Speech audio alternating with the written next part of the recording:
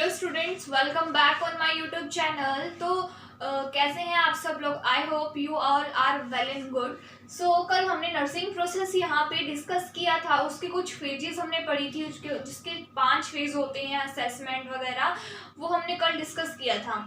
जो nursing process होता है उसके कुछ पर्पस भी तो होते हैं जिसको हम क्यों उसे कर रहे हैं, तो उसके कारण जो है, उसके जो पर्पस है, आज हम वो डिस्कस कर लेते हैं। फिर वन बाय वन हम जो स्टेजेस थी उसको कंटिन्यू करेंगे with explanation. Okay, so let's start. To help patient in maintaining health, ये क्या है? पर्पस ऑफ नर्सिंग प्रोसेस है। फर्स्ट है to help patient in maintaining health, ताकि पेशेंट को हेल्प हो, जो उसकी हेल्थ अभी चल रही है उसको वो मेंटेन करे। उसको मेंटेनिंग करने के लिए जो जितने भी गाइडेंस होगी वो नर्सिंग प्रोसेस से उसे मिलेगी।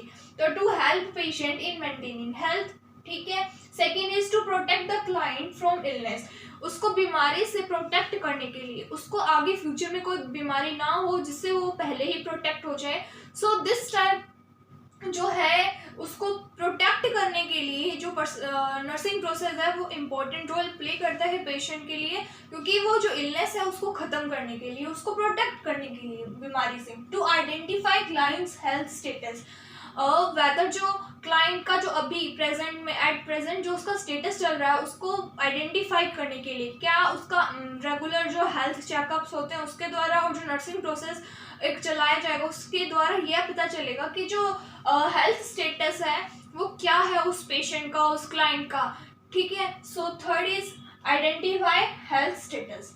Then to identify clients actual and potential health problem, अब जो उसकी एक्चुअल में जितनी भी एक्चुअली और उसके जो पोटेंशियल हेल्थ प्रॉब्लम है, मतलब कि जो अभी एट प्रेजेंट अब उसे कोई प्रॉब्लम है तभी वो हॉस्पिटल में आया, तभी वो अपना ट्रीटमेंट ले रहा है, तो नर्सेज उसे केयर प्लान करेगी तो उसको एक ऐसा एक्चुअली पता चलेगा कि उसकी क्या क्या प्रॉब्लम्स है, उसका health condition, whether at a time उसका जो पोटेंशियल है वो क्या है। सेकेंड आगे देखिए, टू डिटरमाइन द प्रायोरिटीज को डिटरमाइन करने के लिए नर्सिंग प्लान जो है, नर्सिंग प्रोसेस चलाए जाते हैं जिसमें जो पेशेंट है उसको क्या दिक्कत है, उसकी जो पहली प्रायोरिटीज है उसकी लिस्ट बनाई जाती है। जैसे फॉर एग्जांपल कोई पेशेंट है, मान लो वो बेहोश हो गया और उसको क्या हो गया, सांस लेने में पहले दिक्कत थी लेकिन बाद में क्या है, वो बेहोश हो गया, उसको मतलब सांस नहीं आ रहा और वो बेहोश भी हो गया, तो आप क्या उसको पहले होश में लाओगे या फिर उसको सांस मतलब ऑक्सीजन प्रोवाइड करोगे? तो फर्स्ट ऑफ ऑल आपकी जो प्रायोरिटी है वो ये रहेगी ना कि हाँ आप उसे ऑक्सीजन दोगे, बिकॉज अगर ऑक्सीजन ही नहीं होगी तो होश में लाने की उसका कोई मतलब नहीं है, बिकॉज उसकी डेथ हो जाएगी। तो प्रायोरिटीज सेट करना आपको आना चाहिए, जिसमें आप प्रायोरिटीज सेट करेंगे एट ए टाइम जो कंडीशन है उस पेशेंट की, ताकि आप उसको उसके ऊपर अप्लाई कर सके। तो यही है हमारा नर्सिंग प्रोसेस का पर्पस, ताकि वो अच्छे से उसको ट्रीटमेंट और केयर प्रोवाइड करें। तो ये हो गया टू डिटरमाइन प्रायोरिटीज को पता लगाने के लिए नर्सिंग प्रोसेस बनाए जाते हैं, ठीक है। To deliver specific nursing intervention, जो नर्सिंग इंटरवेंशन है मतलब जो नर्सिंग है वो एक प्लान बनाएगी। कल मैंने आपको एक फेज बताई थी प्लानिंग, उसी को हम इंटरवेंशन में मानेंगे। इंटरवेंशन में वो स्टेप्स में कुछ लिखेगी कि हाँ इसको ये दिक्कत है, फिर देन ये है, देन ये है, तो वो एक अच्छे से प्लान करेगी, उसका इंटरवेंशन पूरा बनाएगी, उसको हम नर्सिंग इंटरवेंशन कहेंगे। तो ये है अच्छा, इसका यही पर्पज है to deliver specific nursing intervention, अच्छे से डिलीवर करा हुआ एक इंटरवेंशन उसे तैयार करना होगा, ठीक है। To evaluate effectiveness of care provide, अब हमने जो नर्सेज हैं उन्होंने क्या है, केयर प्रोवाइड कर दी पेशेंट को, तो उसको चेक करने के लिए, उसको इवेल्युएट करने के लिए जो उसकी इफेक्टिवनेस क्या हुई है, जो आपने उसे केयर प्रोवाइड की है उसका क्या रिजल्ट रहा है, क्या क्या उसके फेलियर्स रहे हैं, तो उसको चेक करने के लिए इसका यही पर्पज है कि इवेल्युएट करेगा इफेक्टिवनेस जो केयर हमने उसे प्रोवाइड करी है उसको। Then to evaluate return to a step of maximum functioning, जो ऐसे बोल रहा है ये वो उसके अंदर जो फंक्शन होंगे, जैसे ये नर्सिंग प्रोसेस है तो हमने वो चलाया पेशेंट को केयर देने के लिए, अब हम क्या करेंगे, रिटर्न उसको उसी स्टेज पर वापस लाना चाहेंगे जिस स्टेज पर वो पहले था। अब वो बीमार है तो वो हमारे पास केयर लेने आया है, तो हम उसको इस टाइप से उसको केयर देंगे, उसको रिकवरी में हेल्प करेंगे, ताकि वो अपने जो मैक्सिमम स्टेप जो उसके फंक्शन वाली जो चीज़ थी उसमें वो वापस आ जाए। ओके, सो ये था, इसका आप स्क्रीनशॉट ले सकते हो। मैं साइड हट जाती हूँ।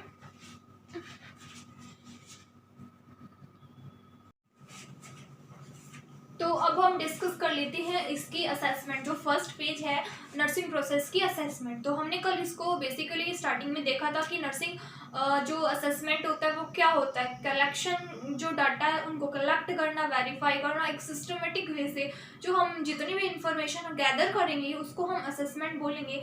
अब जो असेसमेंट है उसके भी कुछ चीज़ें हैं, जैसे टाइप्स, उसके कैसे हम उसे मेथड्स हैं जिससे असेस करेंगे, या फिर कुछ उसके सोर्सेज हैं जहाँ से वो हमें मिलेंगे, उसके जो भी पर्टिकुलर हमें जो पेशेंट के रिक्वायरमेंट्स हैं उसे, और जो टाइप्स हैं डाटा के, वो क्या क्या डाटा हमें कलेक्ट करने होते हैं, वो सब असेसमेंट में आता है। तो फर्स्ट ऑफ ऑल हम टाइप ऑफ असेसमेंट देखते हैं। तो 4 टाइप के असेसमेंट होते हैं: initial assessment, focus assessment, time lapse assessment and emergency assessment.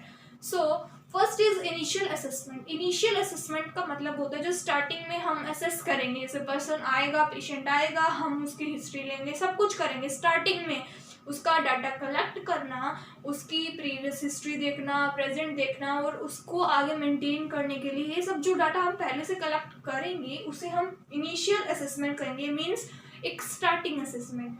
फिर है फोकस्ड असेसमेंट। फोकस्ड असेसमेंट मतलब होता है एक पर्टिकुलर सिस्टम, बॉडी सिस्टम कोई भी हमारा है, उस पे पर्टिकुलर वे में हम एक ही बारे में एक ही चीज़ को फोकस से हम उसका असेसमेंट करेंगे, तो हम उसे फोकस्ड असेसमेंट कहेंगे।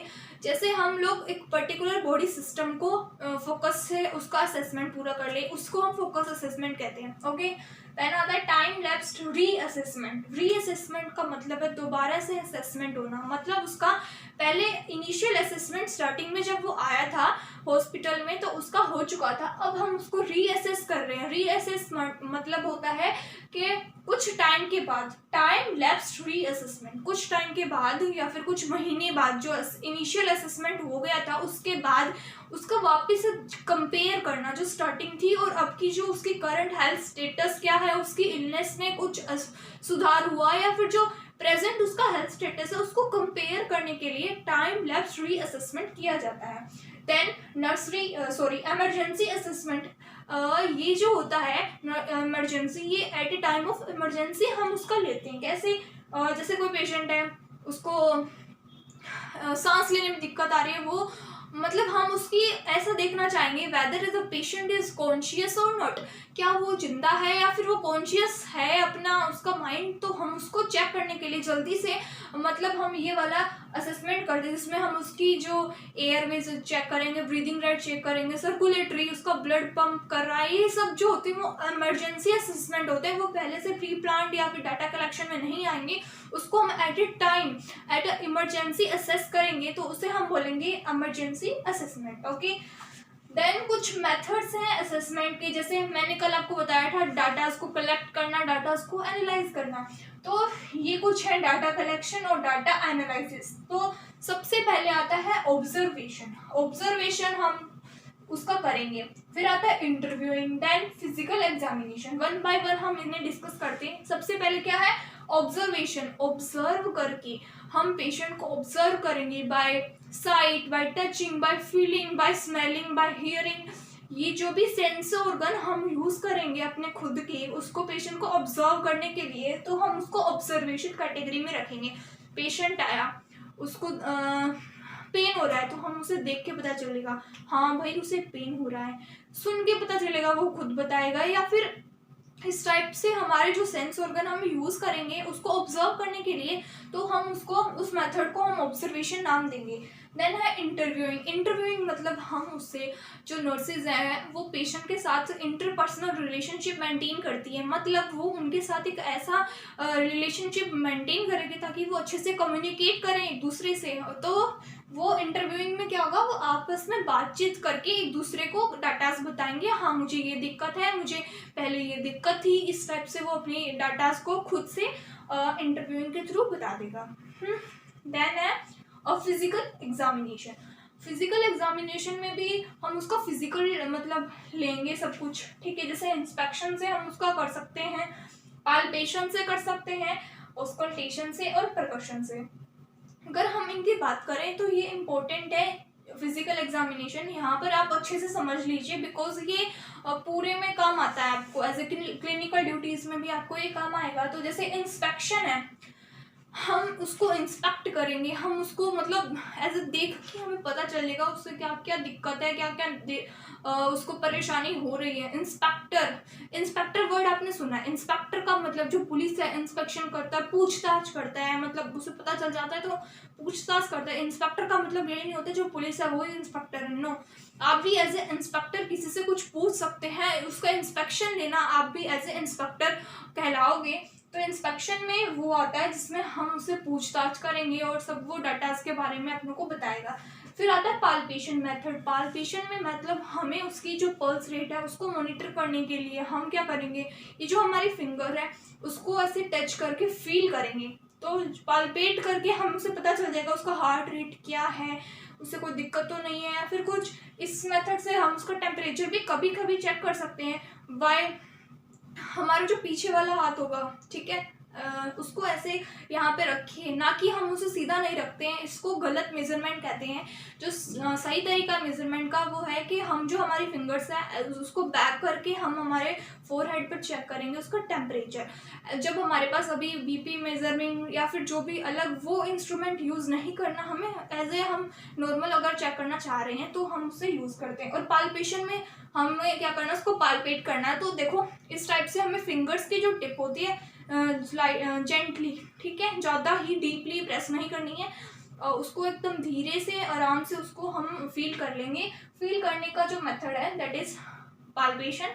टच से हम उसको पता करना, उसको फिजिकल एग्जामिनेशन बोलेंगे। ऑस्कल्टेशन, ऑस्कल्टेशन का मतलब है हम जो है वो आवाज़ें को सुनेंगे, हम ऑस्कल्ट करते हैं, मतलब जो ये ऑस्कल्टेशन होता है वो by the use of stethoscope होता है। स्टेथोस्कोप से जो पेशेंट्स हैं उनकी हार्ट रेट हम चेक करते हैं, सुनते हैं, उसकी टोन क्या है, उसकी साउंड क्या है, उसकी जो प्रॉपर आवाज़ आ रही है, टाइम ड्यूरेशन वगैरह, ये सब डॉक्टर को चेक करने के लिए या फिर नर्सेज को चेक करने के लिए हम इसका मेथड का यूज़ करते हैं। तो जैसे इसमें बहुत अलग अलग टाइप की आवाज़ आती है, जैसे टिम्पैनिक जो होता है, ये अलग अलग टाइप होते हैं। ये एक नया चैप्टर है हेल्थ असेसमेंट, उस यूनिट में हम इस फेजेस के बारे में ओनली डिटेल में इन फेजेस के बारे में डिस्कस करेंगे। यहाँ पर तो अभी आपको सिर्फ इस फिजिकल एग्जामिनेशन असेसमेंट के लिए पता होना चाहिए क्या क्या होता है। एक नया चैप्टर होगा आपका हेल्थ असेसमेंट, उसमें हम पूरा इसमें क्लियर कर देंगे, ठीक है। ऑस्कल्टेशन का मतलब आप अभी इतना याद रखो, by the use of stethoscope here the sound, okay. Percussion में हम उसको टैप करते हैं, टैपिंग मेथड। जैसे मैंने ये पेशेंट है लेटा हुआ है, वेदर वो कॉन्शियस है नहीं है, हम उसकी जैसे यहाँ पे सेंसरी ऑर्गन, तो उसको टैप करके हम पता लगाएंगे दैट इज जो पेशेंट है वो सही है या नहीं है। बाय टैपिंग मेथड हम उसको क्या कहते हैं, परकशन कहते हैं। बाय यूज ऑफ हैमर भी होता है रिफ्लेक्स सेक्शन को चेक करने के लिए। वो पेशेंट की जैसे मान लो नीज पे मारा गया तो वो नीज को एज ए रिफ्लेक्ट मेथड ऐसे कर देगा, या फिर किसी पेशेंट के यहाँ पर हमने हैमर मारा और जल्दी से अपने हाथ को रिफ्लेक्ट करेगा, तो पेशेंट को चेक करने के लिए लिए जाता है ताकि हमें उसका रिफ्लेक्स सेक्शन को पता चल पाए हमें अच्छे से। तो उसको प्रिकॉशन कहेंगे, परकशन कहेंगे, सॉरी। और परकशन बाय टैपिंग होता है, ठीक है। इंस्पेक्शन इंस्पेक्टर वे में होगा, पाल्पेशन उसको फील करके होगा, ऑस्कल्टेशन उसको सुन के होगा, और जो परकशन है वो बाय टैपिंग होगा। लर्न रखना, ठीक है। उसके बाद है कुछ टाइप्स। अब मैंने बताया था आपको दो टाइप होंगे, एक सब्जेक्टिव डाटा होता है डाटा को कलेक्ट करने के लिए, एक ऑब्जेक्टिव डाटा होता है। जो सब्जेक्टिव डाटा होता है वो हम उसमें इंक्लूड करते हैं सिम्टम्स को, जो कि पेशेंट खुद हमें बोल के बताएगा क्या उसकी फीलिंग्स है, क्या क्या उसको अनकंफर्टेबल फील हो रहा है, क्या क्या उसको, कल भी मैंने आपको बताया था उसको अगर ब्रीदिंग प्रॉब्लम है तो वो कुछ बताएगा, ठीक है, जिससे उसको सांस लेने में दिक्कत आ रही है। That's all about symptoms. और जो सिम्टम्स होंगे वो सब्जेक्टिव डाटा कहलाते हैं, और जो ऑब्जेक्टिव डाटा होते हैं वो होते हैं साइंस, जो हम खुद उसका ऑब्जर्व करेंगे, ना कि पेशेंट नहीं बताएगा, और हम उसको मेजर करेंगे, जैसे blood pressure, temperature, pulse rate, ये सब हम मेजर करेंगे। तो वाइटल साइंस भी इन्हीं को बोलते हैं। तो वाइटल साइन या फिर जो भी हम मेजर कर रहे हैं उसका हम उसे ऑब्जेक्टिव डाटा में इंक्लूड करते हैं, ओके। फिर आता है सोर्स ऑफ डाटा। डाटा की सोर्स क्या है, डाटा जो हम सोर्स हैं वो मतलब कौन है जो हमें बताएगा उसका डाटा। तो देखो स्टूडेंट्स, दो टाइप के डाटा होता है, first primary data and second is secondary data. जो प्राइमरी डाटा होता है वो तो क्लाइंट खुद बताता है, और जो सेकेंडरी डाटा होता है वो सब हम अदर जो है इंफॉर्मेशन जहाँ से गैदर करेंगे वो सेकेंडरी डाटा होता है। तो स्टूडेंट, जो क्लाइंट है ये तो हमारा हो गया प्राइमरी डाटा, बताने वाला सोर्स, ठीक है। और ये जितने भी हैं ये क्या हो गए हैं, ये हो गया है हमारा सेकेंडरी डाटा। ओके, तो जो सोर्स ऑफ डाटा है वो है क्लाइंट। सबसे पहले जो क्लाइंट है अपने आप को एज वेल एज जितना वो अच्छे से जानता है उतना उससे कोई नहीं जानता होगा, तो वो खुद ही सबसे पहले कम्युनिकेट करके अपने जो भी है डाटाज बताएगा। हम उससे पूछेंगे आपको इलनेस है, आपको पहले किस टाइप की इलनेस थी, आपको कैसा लग रहा है, वो खुद ही बताएगा, खुद से ही भी बता देगा। क्योंकि अगर वो छोटा है तो वो बता नहीं पाएगा, तब हम उसके अदर जो उसके साथ रिलेटिव्स है उससे पूछेंगे। लेकिन अगर वो खुद बता सकता है मेरे को ये दिक्कत है, ये परेशानी है और ये परेशानी है, तो वो खुद हम उससे क्या कर लेंगे, डाटा कलेक्ट कर लेंगे। दूसरा जो सेकेंडरी डाटा जैसे सिग्निफिकेंट अदर फैमिली मेम्बर्स, जो उसके साथ अदर लोग आए, जैसे उसके रिलेटिव्स आए या फिर फैमिली मेम्बर्स जो आए उसके साथ, उससे हमें डाटा कलेक्ट कर लेंगे। फैमिली मेम्बर अब खुद ही बता देंगे कि उसका स्ट्रेस लेवल कोपिंग वो कैसे कर सकता है, अपने स्ट्रेस को कोप अप कर सकता है, या फिर उसके साथ क्या क्या परेशानियां दिक्कत होती है घर पर या फिर बाहर, या फिर जितनी भी उसकी जो होम इन्वायरमेंट वगैरह होगा सब कुछ वो खुद बताएंगे पेशेंट के साथ, जो उसके फैमिली मेम्बर्स या रिलेटिव्स होंगे। तो डाटाज उससे भी कलेक्ट किए जा सकते हैं। फिर आता है हेल्थ पर्सोनल, जैसे पेशेंट किसी के पास पहले से गया है, जैसे नर्सिस हो गए, फिजिशियंस हो गए, कुछ डॉक्टर्स हो गए, तो फिजिशियंस उसके होम सेटिंग के बारे में सब कुछ पहले से जानता होगा। इस पेशेंट को इस टाइप से दिक्कत थी और इस पेशेंट को हमें सही करने के लिए ये प्रोसीजर सब अपनाए थे। तो हेल्थ पर्सनल्स जो होंगे उससे हमें उसके डाटा पता चलेंगे, वो ऐसे हैंड रिटन होंगे, ठीक है। हेल्थ रिकॉर्ड्स भी वही है जो प्रीवियस रिकॉर्ड्स उसके हैं हैंड रिटन, तो उससे हमें पता चलेगा उसकी प्रीवियस जो हेल्थ थी कैसी थी, चाहे वो उस इलनेस थी या फिर वो ठीक था हेल्थ स्टेटस उसका, तो सब कुछ इससे हम डाटा उसका कलेक्ट करते हैं। Literature as a text form में होते हैं या फिर जो नर्सिंग प्रोफेशनल्स होते हैं उसके अंदर यूज़ किए जाते हैं, जिससे इससे हम उसके डाटाज को कलेक्ट कर लेते हैं। फिर है अदर रिकॉर्ड्स एंड रिपोर्ट्स, कुछ अदर रिकॉर्ड्स और रिपोर्ट्स होती है, जैसे कि लैब टेस्ट होगा उसकी सोनोग्राफी वगैरह अगर करवाई है किसी ने, अल्ट्रासाउंड वगैरह, तो ये सब जो आएंगे ये उसके अदर रिकॉर्ड्स और रिपोर्ट्स में हैं, जिसमें हम उधर से भी डाटाज को कलेक्ट कर लेंगे। तो हमें पता चल जाएगा पेशेंट को क्या क्या मतलब दिक्कत है, और हमें उसे आगे प्लान बनाएंगे सोल्व करने के लिए। वो फेजेस हम कल पढ़ेंगे। तो आज सिर्फ हमने पर्पस पढ़े हैं और हमने पढ़ा है असेसमेंट का मतलब फर्स्ट स्टेज जो कि फेज है नर्सिंग प्रोसेस की वो। सो अगर वीडियो आपको अच्छी लगी होगी तो please like, subscribe and share. Thank you so much.